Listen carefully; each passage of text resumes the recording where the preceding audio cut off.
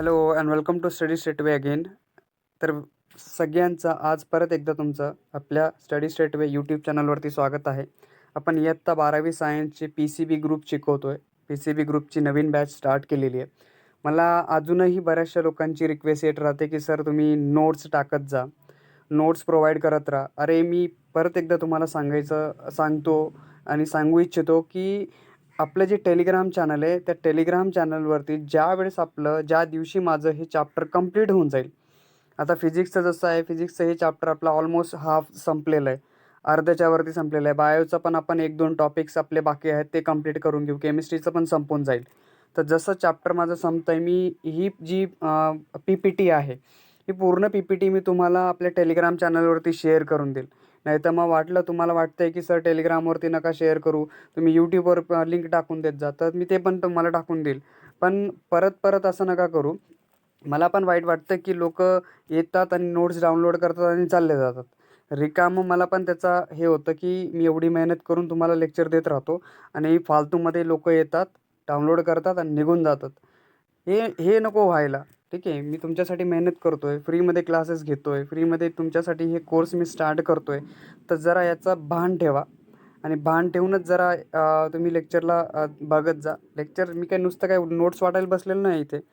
सगळ्यांसाठी लेक्चर पण प्रोव्हाईड करतो ना, त्याचा पण जरा विचार करा तुम्ही. ठीक आहे. मला तेच तुम्हाला सांगायचं आहे की मी नोट्स पण देईल तुम्हाला, देणार नाही असं नाही आहे. मी सांगितलं आहे सगळ्यांना की महिन्यामध्ये कमीत कमी 3 नोट्स तुम्हाला भेटून जातील. तिघं विषयांच्या एक नोट्स तुम्हाला महिन्यामध्ये भेटून जातील ना. तसंच मी तुम्हाला शेअर करत असणार आहे नोट्स. ठीक आहे. तर जरा समजून घ्या मला पण. मला पण थोड्याशा अडचणी आहेत की नोट्स मला तयार करायच्या आहेत. त्या सगळ्यांना तुमच्यापर्यंत वाटायच्या आहेत, शेअर करायच्या आहेत. ठीक आहे. जरा समजून घ्या या गोष्टींना. नोट्स मी तुम्हाला प्रोव्हाइडच करून देत जाईल. पण असं नका करू. सबस्क्राईब करायचं, यायचं आणि निघून जायचं. रिकामा टाईमपास नका करू इथे. ठीक आहे. मला बरेचसे जे प्लॅटफॉर्म्स आहेत आपले, असे इतर प्लॅटफॉर्म तुम्हाला दिसायला भेटतील की ज्या प्लॅटफॉर्मवरती तुम्हाला पैसे पे करून शिकायला भेटतंय रे. अरे मी तेच तुम्हाला एकदम फ्रीमध्ये प्रोव्हाईड करतोय. Just you need to be have a data. ठीक आहे.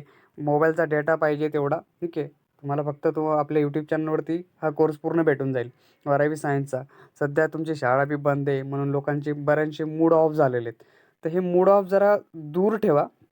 कारण आज नाही तर उद्या तुम्हाला पेपराला समोर जायचंच आहे. तुमच्यासमोर पेपर येऊन बसेलच. ठीक आहे. हे नका समजून बसू की तुम्हाला पेपर द्यायचाच नाही. आयुष्यामध्ये पेपर तुम्हाला द्यावाच लागेल.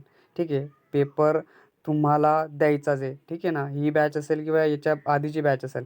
आता अजूनही हे कन्फर्म नाही आहे की जे 12वीचे लोकं आहेत, ठीक आहे, त्या सगळ्यांचा पेपर होईल किंवा नाही होणार. ठीक आहे. पण हे तर डिसायडेड आहे की त्यांचा पेपर घ्यावाच लागेल कारण त्यांचा ॲडमिशनची प्रोसेसचा प्रॉब्लेम असतो पुढचा. ठीक आहे. तर आय होप तुम्हाला ह्या गोष्टी समजत असतील मी जे काही सांगतोय तुम्हाला. ठीक आहे. आपण बोलूच याच्यावरती नंतर. पण today we are trying to discuss about and a moment of inertia. ठीक आहे.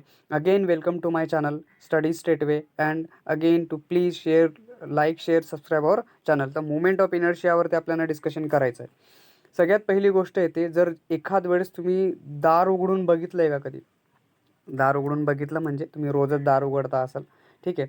पण ज्यावेळेस आपण एखादा दरवाजाला उघडतो, दाराला उघडतो, तर तुम्ही कधी ट्राय केलं आहे का एकदम जवळून याला उघडवायचा? ठीक आहे. दाराच्या खूप इथून न उघडता खूप इथे जवळ जायचं आणि त्याला उघडण्याचा प्रयत्न करायचा. तुम्हाला डेफिनेटली ते दार उघडताना जास्त फोर्स ॲप्लाय करावा लागेल. ठीक आहे. पण जर तुम्ही तेच दार एखाद्या कॉर्नरवरून उघडलं असेल, ठीक आहे, तर तोच फोर्स खूप कमी लागतो. बरोबर. आली गोष्ट इथे लावणारा फोर्स जर तुम्ही बघितला असेल तर तो परपेंडिक्युलर असतो असा. हे परपेंडिक्युलर इथे बनतंय बघा जरा. जर मी इथे फोर्स लावला तर ही एक लाईन आणि ही मी इकडनं लावलेला हा force, I get a maximum force applied on the door. डोअरवरती मॅक्झिमम फोर्स ॲप्लाय होतो आणि ते दरवाजा काय होतो एक चांगल्या पद्धतीने म्हणजे कमी फोर्स ॲप्लाय करून तो लगेच उघडून जातो. ठीक आहे. ही गोष्ट आली. इथे हिंज आहेत हे बघा जरा. ठीक आहे. आणि हा जो दिसतो याला म्हटलं आता ॲक्सिस ऑफ रोटेशन, कारण हा जो दरवाजा आहे तुमचा, जो डोअर आहे तुमचा, ह्याच ॲक्सिस ऑफ रोटेशनच्या भोवती उघडणार आहे. ठीक आहे. नाहीतर मग तुम्ही म्हणणार की तो हा मधून जाईल, नाहीतर तो तुटून जाईल, 2 तुकडे होऊन जाईल. तर याचा ॲक्सिस ऑफ रोटेशन कुठे आहे? इथे यांनी हिंज टाकून ठेवलेले आहेत. कारण ते हिंजनेच ते रोटेट होणार आहे आणि ते दरवाजा उघडणार आहे.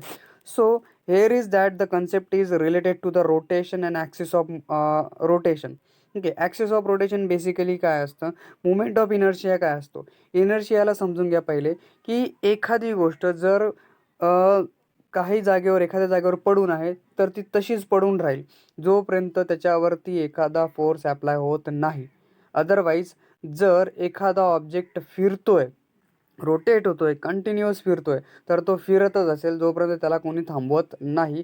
दिस इज व्हॉट अवर इनर्शियाची गोष्ट येते. तर आपण बोलणार आहोत मुवमेंट ऑफ इनर्शियावरती. ठीक आहे ना. So here is that if we have a consider about the door having हे ना हिंजेस. ठीक आहे. तर काय होणार आहे की ज्यावेळेस मी त्याच्यावरती काही फोर्स लावेल तर एक अँग्युलर डिस्प्लेसमेंट तयार होईल. बोललो आहेत आपण अँग्युलर डिस्प्लेसमेंट काय असतो आपला थिटा. बरोबर आहे. फोर्स लावल्यानंतर अँग्युलर डिस्प्लेसमेंट. ठीक आहे. That is the effort need for this depends upon not only the mass. ठीक आहे. या दरवाजाच्या नुसत्या मासवरती हे डिपेंड नाही करत, पण याच्या परपेंडिक्युलर डिस्टन्सवरती पण हे डिपेंड करतो. जसं पहिलेच मी बोललो की जर तुम्ही जवळून याला उघडण्याचा प्रयत्न केला तर इथे तुम्हाला जास्त फोर्स लावावा लागेल, पण जर याला दूरून तुम्ही परपेंडिक्युलर फोर्स लावला तर तो कमी लागेल. ठीक आहे. तर इथे ह्या ॲक्सिस ऑफ रोटेशनपासून तुम्ही फोर्स किती दूर लावतायत, किती जवळ लावतायत, तर त्याच्यावरती डिपेंड करतं की तुम्हाला किती फोर्स लावावा लागेल. सो हेअर इज दॅट की एक गोष्ट जी तुम्हाला माहिती आहे की ॲक्सिस ऑफ रोटेशन ही तर तुम्हाला दिसते इथे ॲक्सिस ऑफ रोटेशन आहे. पण काय म्हटलं आता की जेव्हा आपण रिजिड बॉडीची गोष्ट करतो, रिजिड बॉडी म्हणजे तर समजून घ्या एखादी ओबड-धोबड कुठली जी बॉडी असेल, ठीक आहे, दगड असेल किंवा एनी बॉडी कुठलाही असेल, एक रॉड जरी असेल तरी पण तो रिजिड बॉडी आहे. ठीक आहे. तर रिजिड बॉडीची ज्यावेळेस आपण गोष्ट करतो that is perform a rotational motion. काय करतो? रोटेशनल मोशन परफॉर्म करतो. That is the particle of body move in a circle. ठीक आहे. पार्टिकल ऑफ बॉडी काय करते? सर्कलमध्ये मूव्ह करते. म्हणजे पार्टिकल्स जर हा इथे पार्टिकल आहे, ठीक आहे. जर ह्या पार्टिकलची मी गोष्ट करतोय, हा इथे आहे तुमचा पार्टिकल. बरोबर आहे. जर हा पार्टिकल इथे असेल तर हा पार्टिकल काय करणार आहे? एक ॲक्सिस भोवती एक रोटेशन तयार करेल जे सर्क्युलर मोशनसारखं दिसेल तुम्हाला इथे. तर अशा वेळेस एकच ॲक्सिस आहे. ठीक आहे. पूर्ण डोअर फिरताना एकच ॲक्सिस आहे. यालाच म्हटलं जातं ॲक्सिस ऑफ रोटेशन. म्हणून when a rigid body perform a rotational motion. ठीक आहे. म्हणजे ही रोटेशनल डोअर काय करेल? रोटेशनल मोशन परफॉर्म करेल. That is the particle of body move in a circle. So the centre of these circles. ठीक आहे. ह्या पार्टिकलचं जे सेंटर आहे, म्हणजे हे सेंटर आहे बघा, इथून हे सेंटर आहे. ठीक आहे. So that is the centre of these circles. ठीक आहे. प्रत्येक पार्टिकलचं एक नाही आहे. तर सपोज की मी म्हणतो की ही रिजिड बॉडी आहे. ह्या रिजिड बॉडीमध्ये हे हा पार्टिकल इथे आहे, हा एक पार्टिकल इथे, हा इथे, हा इथे, हा इथे, हा इथे, हा इथे. तर इथे एक सेंटर आहे याचं. हे सेंटरपासून जर तुम्ही बघितलं तर सगळेचे सगळे जर तुम्ही नीट बघितले तर हे सगळे काय करतायत माहिती का? एक सर्कल तयार करतायत. ठीक आहे. सगळे पार्टिकल सर्कल तयार करतात. हा सर्कल तयार करतो याच्या भोवती, हा याच्या भोवती सर्कल तयार करतोय, हा याच्या भोवती सर्कल तयार करतोय ॲक्सिस भोवती, हा याच्या ॲक्सिस भोवती सर्कल तयार करतोय. So each and every make a circle. Okay. म्हणजे एक रोटेशनल मोशन याच्यामध्ये तयार होऊन जाते. So that is the centre of the these circle. या सर्कलचे, ठीक आहे, या सेंटर्सचे जे सेंटर आहेत, या सर्कलचे जे काही सेंटर्स असतील that is lie on a straight line. ठीक आहे. ही जी स्ट्रेट लाईन तुम्हाला दिसते तर यालाच म्हटलं जाईल ॲक्सिस ऑफ रोटेशन. बरोबर. ॲक्सिस ऑफ रोटेशनची गोष्ट आली. रिजिड बॉडी तुम्हाला समजली की one whose geometrical shape and size remains unchange. एखादा असा ऑब्जेक्ट ज्याचा जॉमेट्रिकल शेप चेंज पण होत नाही आणि तो बदलत नाही. ठीक आहे. जो अनचेंज आहे तर असा आपला आहे एक्सटर्नल फोर्स लावल्यानंतर. ठीक आहे. एक्सटर्नल फोर्स जर मी एखाद्या ऑब्जेक्टवरती लावला, ठीक आहे, त्याचा जर जॉमेट्रिकल शेप बदलला नाही, तो कॉन्स्टंट असेल, तर असा ऑब्जेक्ट आहे माझ्यासाठी रिजिड बॉडी. ठीक आहे. त्याला आपण म्हणू रिजिड बॉडी. ठीक आहे ना. So that is the distance between any two particle of this body will be constant असतो. आता हा मी म्हणतोय, हा आहे आणि हा. ठीक आहे. ह्या दोघं पार्टिकल्सच्या मधलं हे डिस्टन्स बदलणार नाही. ठीक आहे. That is remains constant. म्हणून त्याला म्हणू आपण that is the distance between any two particles of the body remains constant. This is what the stone किंवा आपण म्हणतो आयरन रॉड, आपण त्याला रिजिड बॉडीमध्ये कन्सिडर करतो. रोटेशनल मोशनची गोष्ट आली. रोटेशन म्हणजे सपोज की एखादा आपण मार्बल घेऊन घेऊ. ठीक आहे. मार्बल जर मी मार्बलला इथून सोडून दिलं तर ही गोल गोल फिरत फिरत फिरत फिरत फिरत खाली येईल. तर this is what a rotational motion. याला काय म्हटलं जातं? रोटेशनल मोशन म्हटलं जातं. आता इथे बघा तुम्ही दिसत असेल की हा टॉप काय करतोय? रोटेशनल मोशन करतोय. कारण इथे टॉपवरती जर मला जरा झूम केलं तर इथे हा पार्टिकल असेल, हा एक पार्टिकल असेल, हा याचा ॲक्सिस ऑफ रोटेशन आपण बघतो. इथे जो दिसतोय हा ॲक्सिस ऑफ रोटेशन, ही डॉट डॉटची लाईन. ठीक आहे. हा एक पार्टिकल इथे असेल. तर हे सगळे पार्टिकल काय करतील, दे मेक अ सर्कल. सगळे काय करतील, हे सर्कल तयार करतील. हा सर्कल तयार करेल, हा सर्कल तयार करेल. ॲक्सिस ऑफ रोटेशन भोवती सगळे सर्क्युलर मोशन परफॉर्म करतायत. ठीक आहे. तसंच आपल्याकडे जे आपण फेअर्स येतात, यात्रा जी असते, यात्रेमध्ये असणारे जे व्हील्स असतात, आपली अर्थ स्वतःच्या ॲक्सिस भोवती फिरते. ब्लेड्स आहेत हेलिकॉप्टरचे, ते परफॉर्म रोटेशनल मोशन. हे सगळे रोटेशनल मोशनचे एक्झाम्पल येतात. म्हणून जर आपण रोटेशनल मोशनची डेफिनेशन बघितली तर आपल्याला समजतं की जर रिजिड बॉडी आहे, मूव्ह करते. ठीक आहे. रिजिड बॉडी ज्यावेळेस मूव्ह करेल कशी पण, सच ए वे दॅट त्याच्यामधले जेवढे कुठलेही पार्टिकल आहेत, कन्स्टिट्युएंट पार्टिकल जेवढे आहेत सगळे पार्टिकल्स, आता याच्यामध्ये किती पार्टिकल्स असतील, ठीक आहे, एन नंबर ऑफ पार्टिकल्स एकत्र येऊन टॉप तयार झाला असेल. ठीक आहे. तर एवढे सगळे पार्टिकल्स ज्यावेळेस सर्क्युलर मोशनमध्ये असतील, सगळेच्या सगळे एकाच वेळेस, आणि ह्या सगळ्यांचा सर्क्युलर मोशनसाठी एक कॉमन ॲक्सिस असेल. ठीक आहे ना. हे सगळे जे काही पार्टिकल्स असतील एका कॉमन पॉईंटवरती, कॉमन ॲक्सिस भोवती कॉमन सेंटर असेल सगळ्यांचा, आणि त्याच सेंटर भोवती सगळेचे सगळे सर्क्युलर मोशन परफॉर्म करतील. ठीक आहे. कॉन्सेंट्रिक सर्कल त्याला म्हटलं जातं. तर अशा वेळेस जी मोशन होते त्याला म्हटलं जातं रोटेशनल मोशन. तर हे बरेचसे एक्झाम्पल आपल्याकडे येऊन जातात. But if I think about the torque, आता टॉर्कची गोष्ट तर आपण पहिले पण केली ज्यावेळेस आपण डोर उघडण्याची गोष्ट करत होतो. तर टॉर्क काय, बेसिकली एक ॲबिलिटी आहे फोर्सची. ठीक आहे. ॲबिलिटी ऑफ फोर्स आहे to produce a rotational motion. इथे तुम्ही बघताय की इथे एक फोर्स लागतोय आणि हा फोर्स ॲट सर्टन लेंथवरती आहे. इथे हा पिओट आहे, म्हणजे एक फिक्स पॉईंट आहे. आणि ह्या फिक्स पॉईंटच्या आजूबाजूला ज्यावेळेस इथे फोर्स लागतो त्यावेळेस हे फिरायला लागतं आहे बघा. ठीक आहे. हे डोअरसारखंच आहे आपलं. पण जर मी फोर्स डायरेक्ट इकडनं लावला इथे, तर इथे काहीही फरक पडणार नाही. जसा हा फोर्स मी इथे लावतोय, लेंथ एलवरतीच लावलं, लेंथ इथे 0 होऊन जाईल तुमची. बरोबर. मग अशा वेळेस इथे टॉर्कच 0 होऊन जातो. फोर्स जरी असला कितीही न्यूटनचा, पण ह्या केसमध्ये ही जी लेंथ आहे ती यल राहते, पण इथे ही जी लेंथ आहे ती 0 होऊन जाते. और बिकॉज ऑफ दिस हा टॉर्क इथे लागत नाही. आणि तिसरं म्हणजे एक अँगलमध्ये लावणारा आपला टॉर्क येतो. आता हा बघा थोडासा तिरकस लावलेला आहे टॉर्क. तर ह्या वेळेस जो टॉर्क आहे T is equals to F into L cos थिटाच्या बरोबर हा टॉर्क येऊन जातो. म्हणूनच टॉर्क जो आहे आपला तो मॅटर करतो की किती डिस्टन्सवरती लागला आहे. याला टाऊ म्हटलं जातं. टॉर्कचा हा जो सिम्बॉल आहे त्याला टाऊ म्हटलं जातं. Tau is equals to R into F. म्हणजे हा फोर्स आर एवढ्या डिस्टन्सवरती लागलेला आहे, म्हणजे R times distance time force is nothing but our a torque येतो. ठीक आहे. काय येतो, टॉर्क येतो. म्हणून त्याला आपण म्हणतो that is ability of force. फोर्सची ॲबिलिटी आहे प्रोड्यूस, काय करतं, रोटेशनल मोशन ज्याच्यामध्ये प्रोड्यूस होते. रोटेशनल मोशन जो प्रोड्यूस करतो तो आहे आपला टॉर्क. त्याला काय म्हटलं जातं, टॉर्क म्हटलं जातं. एक अजून समजून घ्या, कपल म्हटलं जातं. कपल म्हणजे आता ही स्टेअरिंग दिसते तुम्हाला, स्टेअरिंगमध्ये हा इकडनं आणि हा इकडे, तर दोघं इक्वल अँड अपोजिट डिरेक्शनमध्ये फोर्सेस लागत आहेत. पॅडलिंग करताना हा इकडे आणि हा इकडे इक्वल अँड अपोजिट डिरेक्शनमध्ये सारखे फोर्सेस लागले. बरोबर आहे. जर सारखे नसतील आणि दोघांचीच डिरेक्शन सारखी आली तर त्यावेळेस फोर्स लागणार नाही आणि मग हे फिरणार बी नाही गोल. जसं तुम्ही नळ नळ असतो ना आपला, नळ टॅप त्याला उघडतात ना, तर एक फोर्स तुम्ही लावतात इकडनं, बरोबर आहे, ह्या डिरेक्शनने, आणि दुसरा फोर्स लावतात तुम्ही तिकडनं. ठीक आहे. पण जर हे दोघं, हा फोर्स F1 आणि हा F2 फोर्स, ज्यावेळेस दोघांचा फोर्स, ठीक आहे, इक्वल आणि सेम डिरेक्शन असेल, दोघं एकाच डिरेक्शनने जर लावले, सारखे फोर्स लागले, तर त्याच वेळेस हे कपल होतं. म्हणजे हा फिरेल. ठीक आहे, हा फिरेल. पण जर हा फोर्स आणि हा फोर्स तुम्ही म्हणताय की मी याला पण इकडेच लावेल आणि ह्याला पण इकडेच लावेल, तर हे स्टेअरिंग फिरेल का, नाही फिरणार. ज्यावेळेस पेडलिंग केली जाते तर एकाच डिरेक्शनने दोघं पेडलिंग केल्या तर तो पण काय असणार आहे, हा एकाच डिरेक्शनने हे फोर्सेस लावले तर पॉसिबल नाही आहे ना, मग हे रोटेशन करणार नाही. म्हणून कपल काय, basically a pair of forces आहेत. दोन फोर्सेस एकत्र येतात, बट दोघांची मॅग्निट्यूड जरी सारखी असली पण दोघांची डिरेक्शन वेगवेगळी असते, त्या केसमध्ये कपल लागतं. ठीक आहे. So that is what the quantity and analogous to mass includes not only mass. ठीक आहे. याच्यामध्ये फक्त मास नाही कन्सिडर केलं जातं त्याच्यासोबत, but also taken care of the distance wise distribution of the mass around the axis of rotation. म्हणजे आता तुम्ही नीट समजले असाल की तो रोटेटिंग टेबलवरती एक पर्सन बसलेला असायचा, ज्याच्याकडे डंबेल असायचे. ठीक आहे.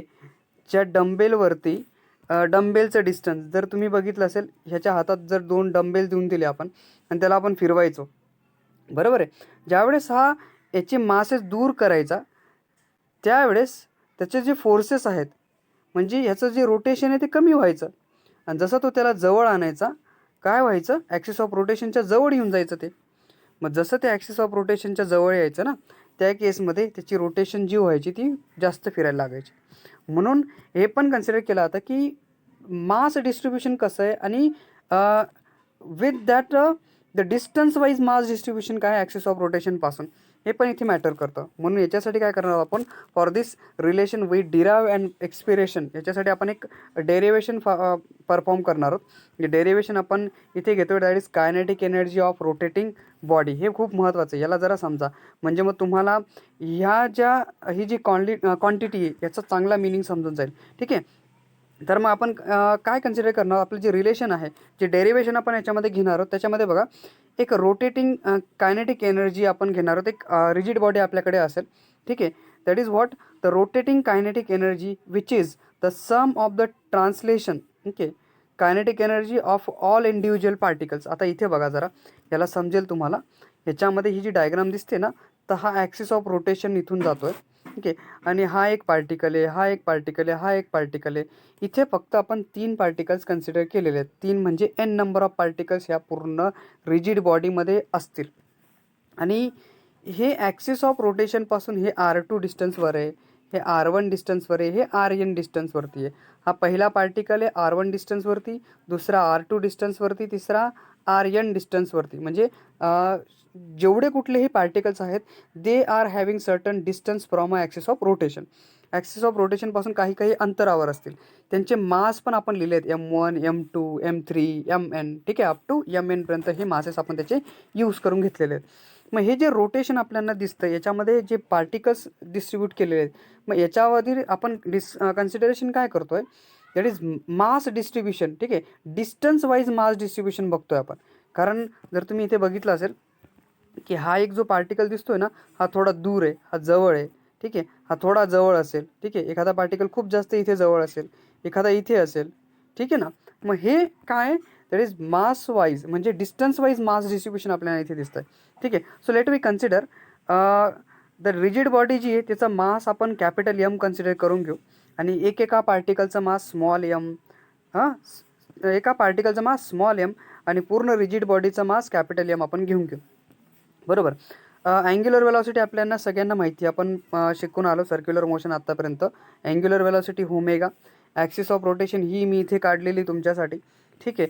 हे सगळे पार्टिकलचे मासेस आहेत, M1, M2, M3, M4 up to Mn पर्यंत.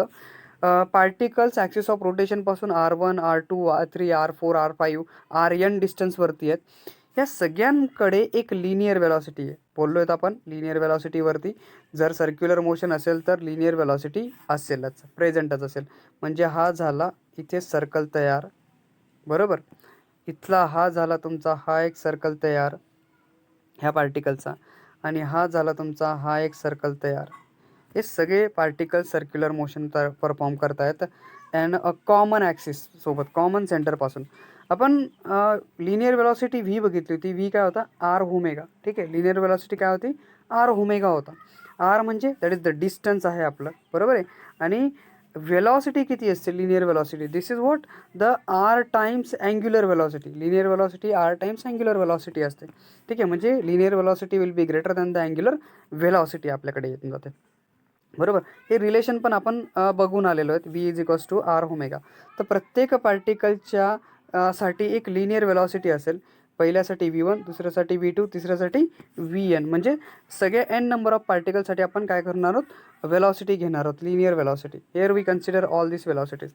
Again we are know that kinetic energy असते आपली 1/2 mv². बरोबर. 1/2 mv².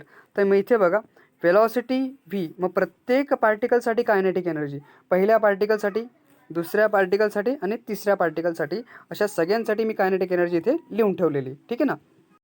जर आपण सगळ्या व्हेलॉसिटी ज्या आहेत, पहिल्या पार्टिकल, दुसऱ्या पार्टिकल आणि तिसऱ्या पार्टिकलच्या सगळ्यांच्या व्हेलॉसिटी जर आपण आता कायनेटिक एनर्जीमध्ये पुट करून दिल्या, तर त्याच्यानंतर जे आपलं इक्वेशन आहे बघा ह्या पद्धतीने दिसेल. ही व्हेलॉसिटी होती, बरोबर. म्हणजे mv स्क्वेअर असतो ना, तर हा v आहे आपला r ओमेगा.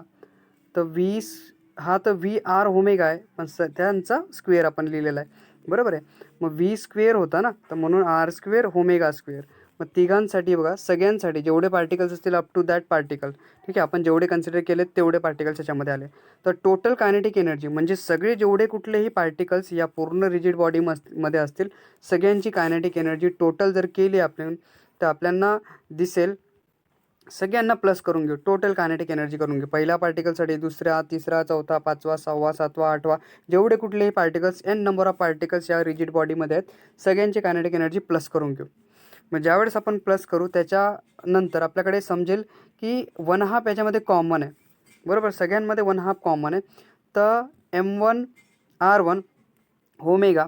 तर ओमेगा जर आपण बघितला तर कॉन्स्टंट अँग्युलर वेलॉसिटी आहे, बरोबर. कारण पूर्ण रिजिड बॉडी फिरते ना आपली, म्हणून ओमेगा जो आहे सगळ्या पार्टिकलचा एकदम सारखा असेल. म्हणून ओमेगा 1, 2, 3 जे कुठले आहेत सगळे कॉन्स्टंट आहेत, म्हणून एकच ओमेगा लिहितो, दॅट इज कॉन्स्टंट ओमेगा सगळ्यांसाठी, बरोबर.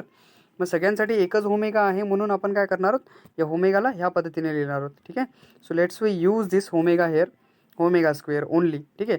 कारण सगळे काय आहेत, कारण जी रिजिड बॉडी ती पूर्ण फिरणार आहे ना, म्हणून फक्त मास पार्टिकलचं वेगळं असेल आणि त्याचं डिस्टन्स ॲक्सिस ऑफ रोटेशनपासून वेगळं असेल. So here m1r1 square, okay, r2 and rn up to n number of particles. मग आपल्याकडे कायनेटिक एनर्जी जी आली ती कशी असेल, तर is kinetic energy is equals to 1/2 summation of, हे बघा हे सगळे पार्टिकल्स आहेत, MI म्हणजे जेवढे कुठलेही पार्टिकल्स आहेत सगळ्यांना एकत्र केलेलं आहे, 1/2 कॉमन होता, ठीक आहे. आणि ओमेगा स्क्वेअर आहे आपल्याकडे. तर ही जी आली आपल्याकडे, this is what the moment of inertia I आपल्याकडे निघून जाईल. म्हणजे I is equals to summation of MI म्हणजे सगळे पार्टिकल्सचे masses into their radius square जर मी इथे कन्सिडर करून घेतले, so we can get a moment of inertia I माझ्याकडे येऊन जाईल. आणि kinetic energy is equals to 1/2 I omega square इथे आपल्याला भेटून जाईल, ठीक आहे ना. So here is that the derivation for kinetic energy of rotating बॉडीसाठी आपण कन्सिडर काढू शकतो. मग बेसिकली मुवमेंट ऑफ इनर्शिया कसा आहे, जसं आपण इनर्शिया बोललो की जोपर्यंत एखादा ऑब्जेक्ट स्टेडी आहे तर तो स्टेडीच असेल, एखादा ऑब्जेक्ट फिरतोय तर तो फिरतच असेल, ठीक आहे, बरोबर. जोपर्यंत त्या ऑब्जेक्ट्सला कोणी फोर्स लावत नाही, त्यांना डिस्टर्ब करत नाही तोपर्यंत.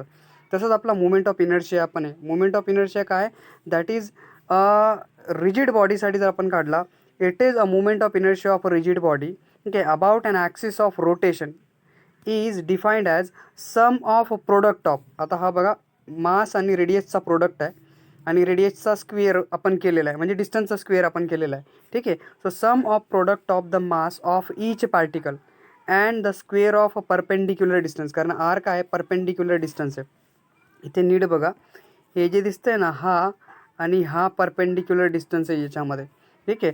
So sum of product of mass of each particle and the square of its perpendicular distance from the axis of rotation is nothing but a moment of inertia आपल्याकडे येऊन जातं. आपण त्या पद्धतीने मोमेंट ऑफ इनर्शियाला कन्सिडर करतो, ठीक आहे.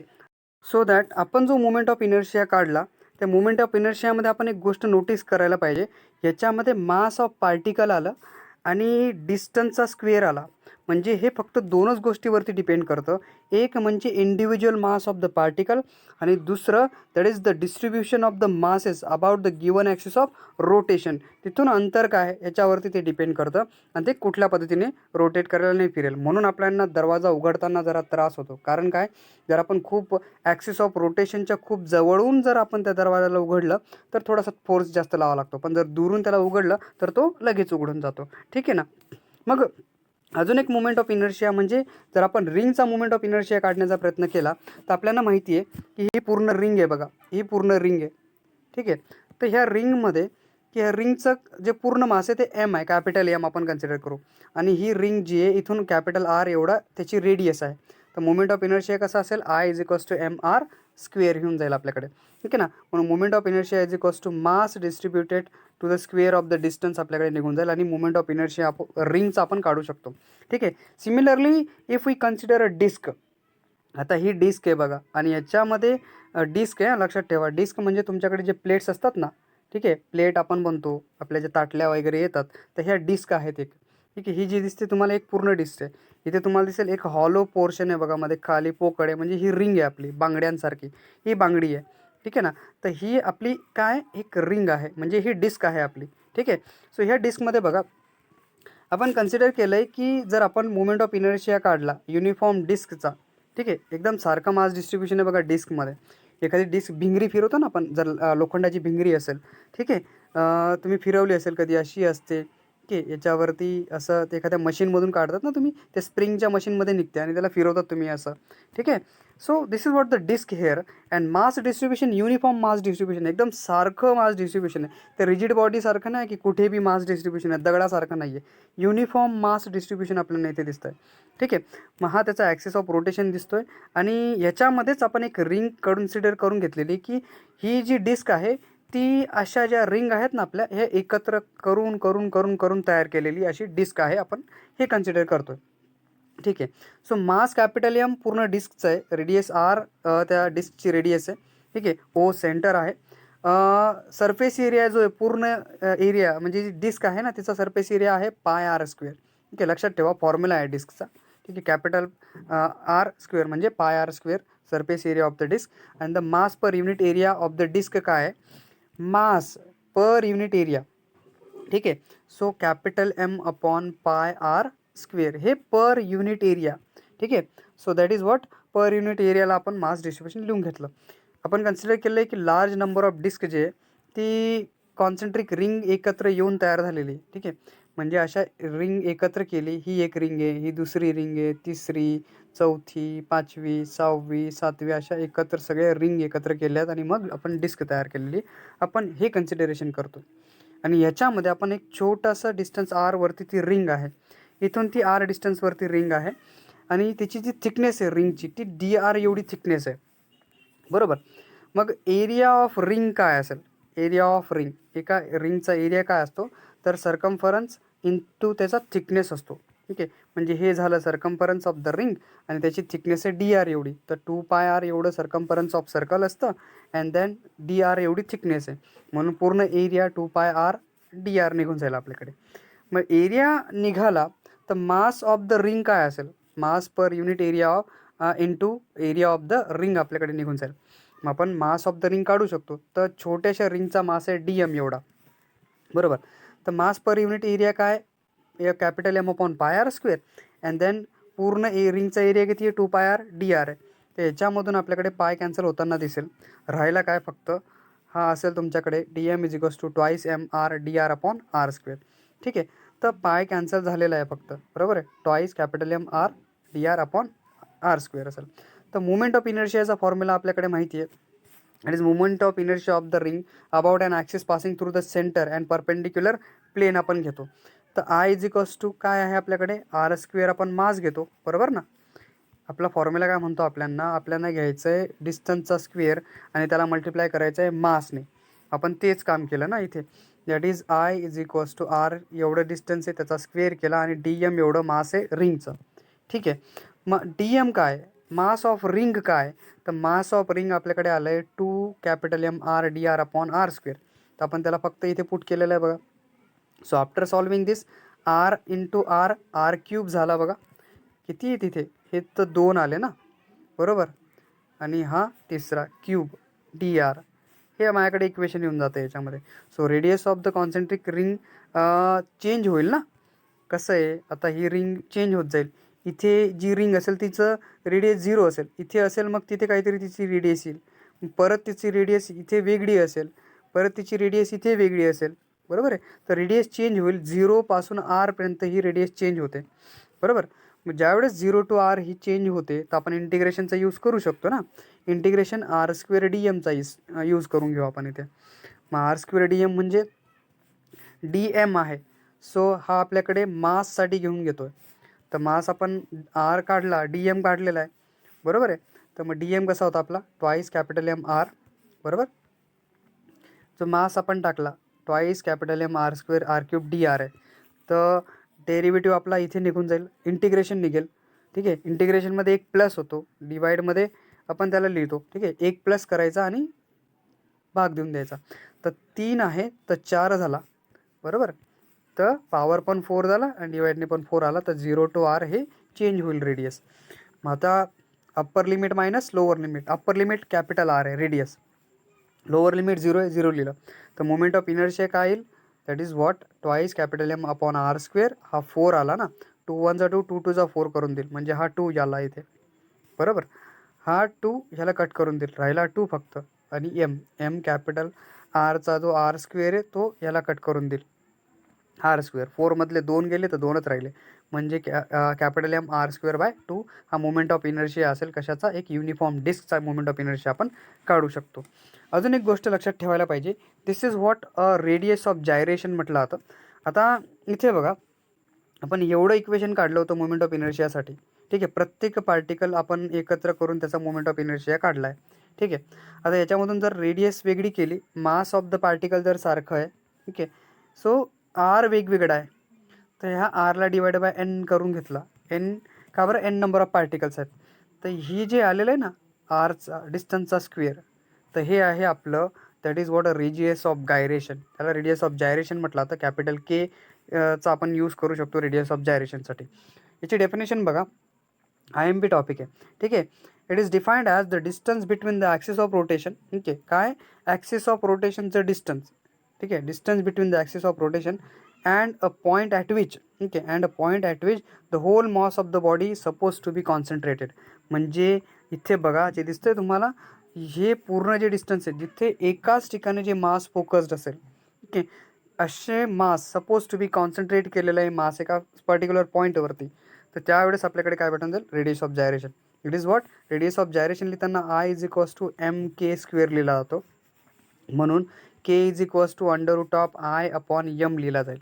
ठीक आहे, ह्याच पद्धतीने आपण जिथे इथे दाखवलेलं आहे तुम्हाला जे दिसतोय मी बरोबर आहे, हेअर इज दॅट. तर we can consider I M K square आपलं रेडियस ऑफ जायरेशन निघून जातं. ठीक आहे, याचं डायमेन्शन लक्षात ठेवा, m⁻⁴ l⁻⁴ t⁻⁴ आहे. ठीक आहे, सो SI युनिट आणि CGS युनिट मीटर आणि सेंटीमीटरचा यूज होतो. ठीक आहे, काही गोष्टी पण आपण लक्षात ठेवायला पाहिजे. If the particle of the body are distributed close to the axis of rotation, that is kinetic energy will be less. समजतंय का, जर if the particle of the body ठीक आहे are distributed close to the axis of rotation, kinetic energy म्हणजे radius of gyration कमी असेल. ठीक आहे, if the particle are distributed away from the axis of rotation, that is the radius of gyration will be more. ठीक आहे, radius of gyration जास्त असेल आणि मग तो जास्त स्पीडने फिरणार नाही. म्हणून ते जे जिम्नॅस्टिक असतात ना, तुम्ही बघितले असतील ते जिम्नॅस्टिक. ठीक आहे, असं गोल गोल फिरतात ते एका पायावर, बघितलं असेल ना तुम्ही, असे गोल गोल फिरतात ते. तर हे पाय असेल त्यांचा पाय दूर करून देतात, नाही तर जवळ आणतात. जवळ आणलं का त्यांचा स्पीड वाढतो, दूर केलं का पाय स्पीड कमी होऊन जातं. तर हेच कारण आहे, कारण रेडियस ऑफ जायरेशन कमी जास्त केल्यानंतर, मास डिस्ट्रीब्युशन कमी जास्त केल्यानंतर त्यांच्यावरती इफेक्ट होतो. So it is depend upon the distribution of mass, position of axis of rotation आणि shape and size of the बॉडीवरती हे डिपेंड करतं. It is what radius of gyration. Okay, I hope you understand this lecture. Then again, thank you for watching this video.